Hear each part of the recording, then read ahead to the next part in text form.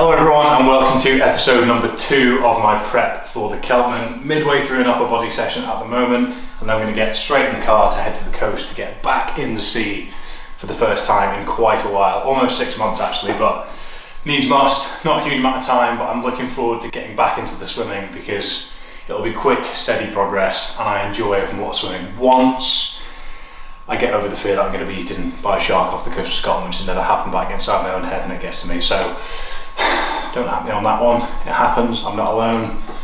I did see a seal once and just about lost the plot, but we'll move on. It's cold, it's windy, but I say again, I'm looking forward to it. So I'm going to get this done. I've got some bench press, which I've done already, bent over rows, some shoulder work, and then some kettlebell rows, and then I'm going to head straight off to get in the sea. But I'm going to run through my full training structure next week in episode 3, which conveniently leads me on to asking if you've seen episode 1, which if you haven't, you can go back and watch. If you enjoy this video, make sure you give it a like and make sure you subscribe down below so you can catch the rest of the episodes in the run-up to the Celtman on June the 12th. Other than that, I'm going to crack on my training. I'm going to see you in the car and I'm going to see you for my first swim of 2021. Hopefully not my last, because of the sharks. It's more than just breathing and staying alive. All that I feel is a fire inside. I have outrun it. It's a new dawn, it's a new day. Some things are different, but nothing has changed. Still got my number, still got my name. Tell everybody I'm back in the game. This is happening. I am back again. Go on and fade it all to black.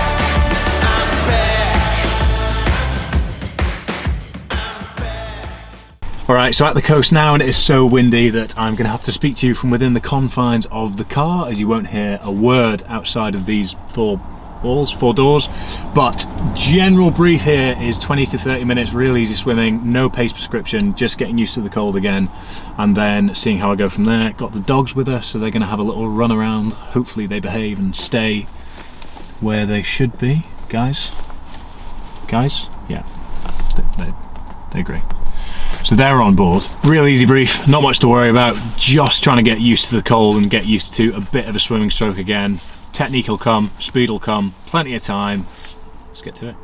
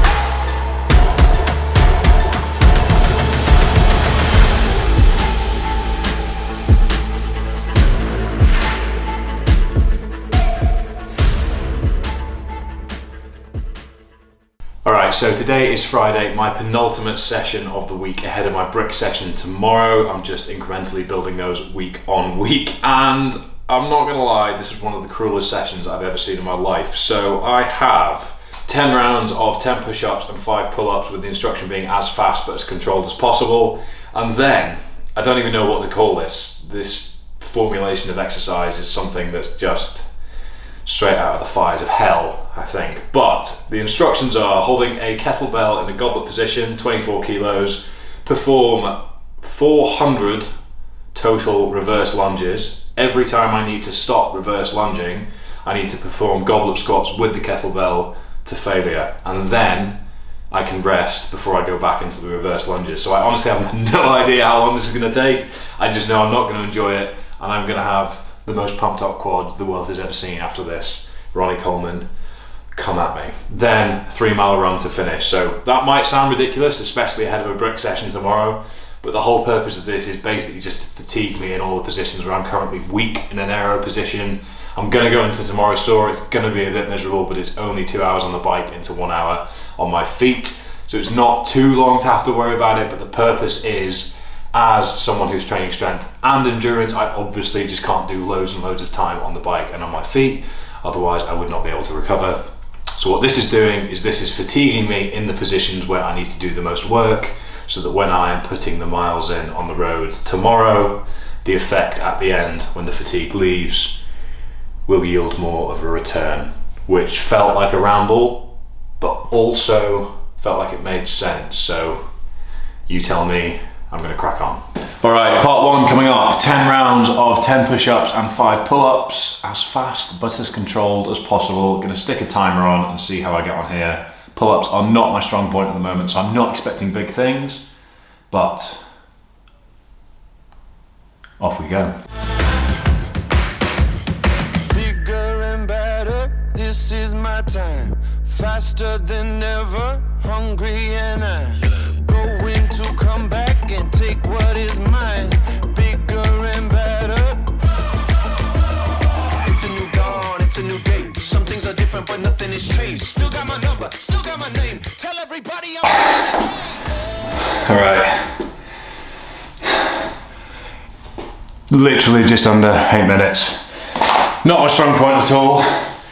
Press ups and pull ups, just not been doing them consistently, so that actually felt a bit harder than it should have done, but oh well. That's part one out of the way. Part two just happens to be the bit that I'm not looking forward to. So let's see what happens. So to review, 400 total reps, reverse lunges with the 24 kilo kettlebell, and every time I need to stop lunging because of fatigue, I have to do kettlebell goblet squats to failure, and then I can rest before I go back into the lunges. So honestly, no idea how long this is going to take. Time is going to get started, and I'll see how we get on. So here we go. Right.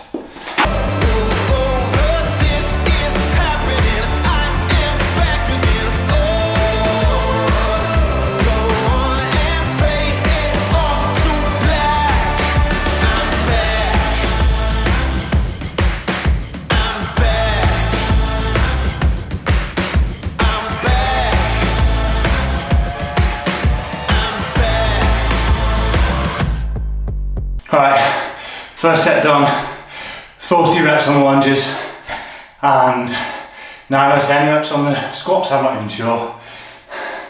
But I tell you what, biceps and upper back are what are bearing the brunt of that, so I don't really know how I'm going to approach this, but I think I'm going to take 60 seconds rest, go again, and try and break it down similarly, but my upper back in comparison to the rest of my body at the moment is probably a bit of a weakness, so that's why this session's here, that's why it's going to suck, and that's why I'm already having a bad time.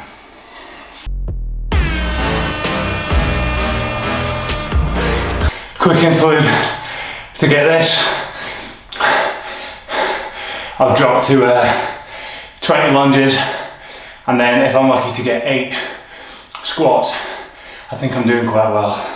Biceps are on fire, and wow, wow.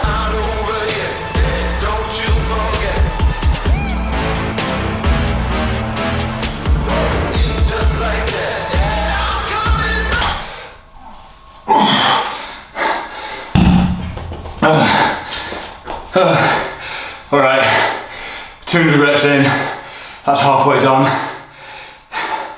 and well, how long's passed? 15:30, so I'm not expecting to negative split this one. I think it's fair to say 24 kilos is too heavy for this. This is just silly.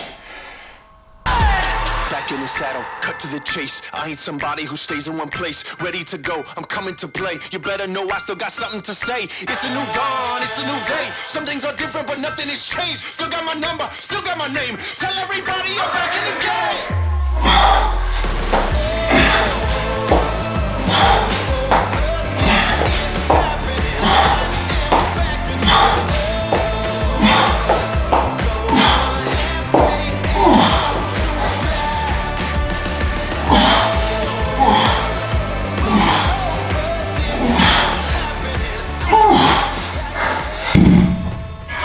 I heard a click on the camera and it sounded like the recording had cut out, so I think we must have hit 30 minutes or something like that, I don't know, but final time 32:34, and that was tough.